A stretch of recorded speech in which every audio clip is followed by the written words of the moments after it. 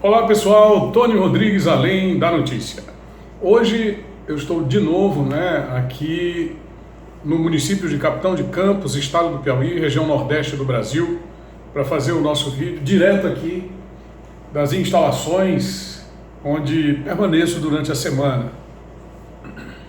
Ausente, portanto, da minha querida cidade de Altos e da companhia dos meus familiares, mas presente sempre aqui na rede social para deixar o nosso recado, a nossa mensagem e dizer daquilo que acreditamos.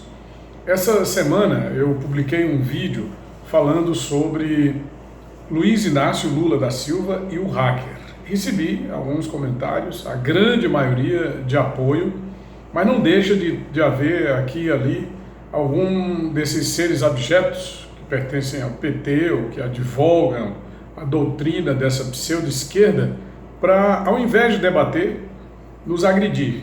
E agredir principalmente aqueles que nos são mais caros, os nossos familiares. Isso sempre acontece, e principalmente num Brasil que me parece um país conflagrado, não pelo divisionismo político, mas pelo radicalismo de uma minoria que não aceita o resultado das eleições. E que, por conta do processo democrático, nós vivemos numa democracia, tem que ser respeitado o seu ponto de vista, há que se respeitar as suas opiniões, mesmo que não concordemos com elas. Isso tudo é muito triste, porque não são opiniões sobre coisas reais, não são opiniões que tratam sobre a realidade do país, mas são opiniões sobre fatos imaginários, sobre agendas calculadamente organizadas para gerar o medo, o impacto negativo na sociedade em função dos seus discursos e gerar, quem sabe, a desconfiança naqueles que nos governam.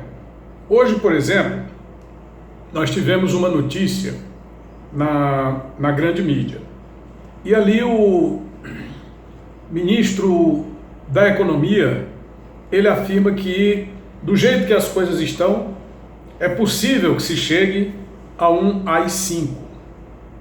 E muita gente se pergunta o que foi o AI-5, muita gente ainda nem sabe, acha que foi uma coisa assim maravilhosa, que foi uma circunstância agradável para o país, para o governo, para a oposição, mesmo na época de uma ditadura. O ato institucional é um ato, como o próprio nome já diz, da instituição presidencial. E ele é colocado, sobretudo, nos governos ditatoriais, governos que prescindem de eleições para se firmarem.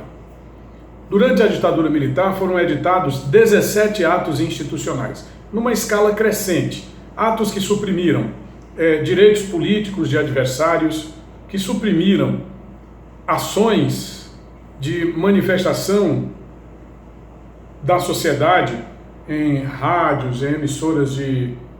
Na época havia pouca televisão, mas já tinha muito, o rádio era ainda muito ouvido e já havia muita presença das pessoas através de manifestações por telefone, ou mesmo as emissoras indo até as comunidades para ouvir as pessoas. E isso foi suprimido, foi colocado a censura progressiva em determinados meios de comunicação. O principal ato institucional foi o ato institucional número 5, de 28 de dezembro de 1968. Esse foi iniciado nesse dia e que entrou mesmo em vigor pleno no último dia do ano, no apagar das luzes de 1968, e aí ele suprimiu todos os direitos, fechou o Congresso Nacional, ele impôs a censura a todos os meios de comunicação e começou aquela perseguição aos chamados terroristas da esquerda.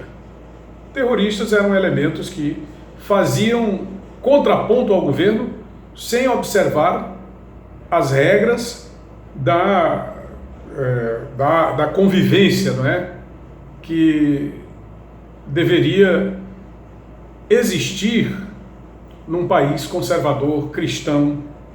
Eles usavam de violência extrema, segundo eles, reagindo contra a violência extrema do regime. E aí fica difícil a gente saber quem de fato começou aquela escalada de terror, se foi a ditadura militar ou se foram os terroristas da esquerda, hoje representados pelo PT, pelo PPS, pelo PCdoB, que são aqueles mesmos elementos que incendiaram o país, levaram o país a uma situação de extrema complicação institucional. Não vou dizer aqui que isso tenha justificado, porque eu não concordo com o regime de força. Inclusive, na minha época de estudante secundarista, eu lutei contra o regime de força e coloco isso muito claramente no meu livro, Que País é Esse? Que País é Esse? Eu lancei em 2015, onde eu falo sobre 30 anos da luta pelas diretas já, da qual tomei parte. Mas bem, o Paulo Guedes é o ministro da Economia e ele disse, do jeito que está, nós vamos caminhar para uma escalada totalitária, porque ele falou no AI-5, claro que ele falou numa escalada totalitária. Mas aí eu me lembro que nós já estamos vivendo uma escalada totalitária.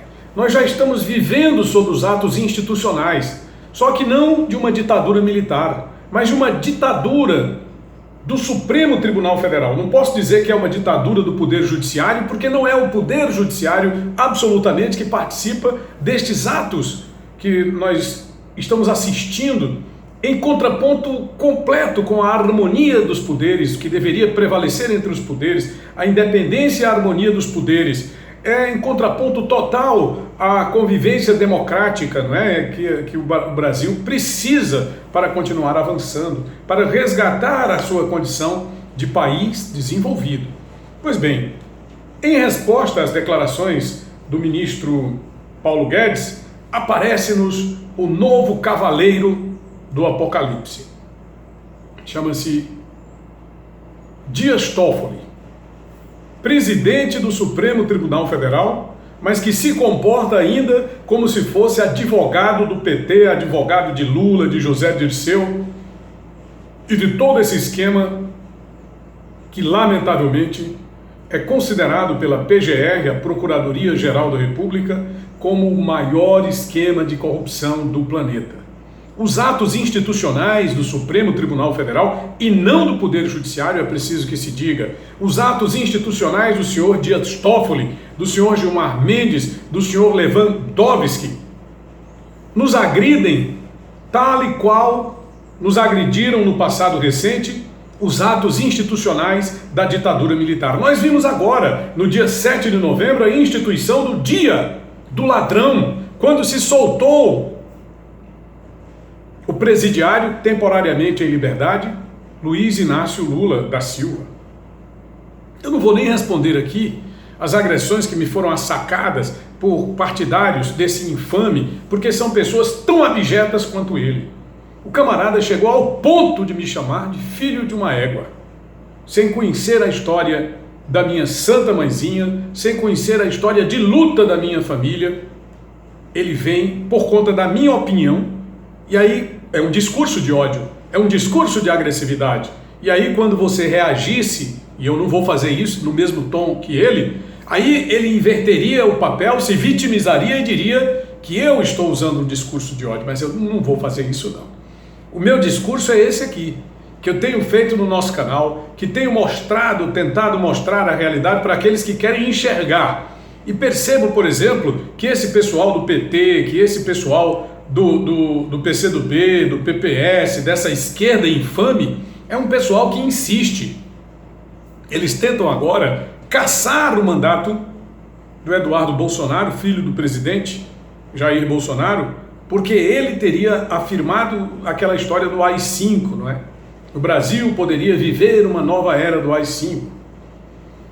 Não vou aqui defender o Eduardo Bolsonaro de maneira alguma, mas eu acho que tem muito mais motivos para se caçar deputados como Ivan Valente, do PSOL do Rio de Janeiro, eu tinha esquecido de citar o PSOL, David Miranda, também do PSOL do Rio de Janeiro, muito mais motivos para se caçar aquele outro lá que foi retratado no filme Tropa de Elite 2, eu não me lembro o nome desse pessoal, aqui e acolá vem na mente, há muito mais motivos para se caçar uma Maria do Rosário, uma Gleisi Hoffmann, o Zeca do Dirceu, que numa audiência pública ousa destratar o ministro de Estado que não é um ministro de partido, não é um ministro de governo, é um ministro de Estado, é um ministro do país.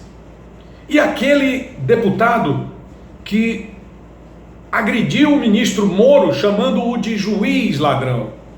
O que se pode dizer sobre um parlamentar como esses? Por que não se faz absolutamente nada?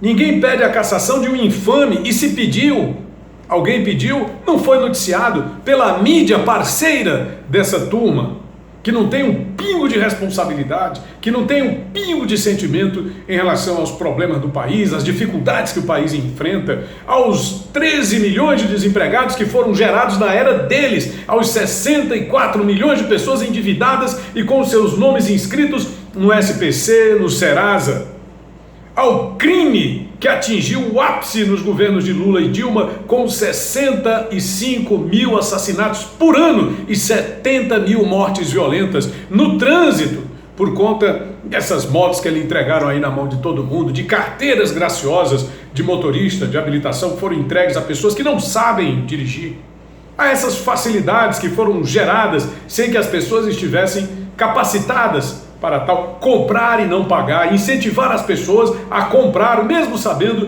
que elas não pagariam.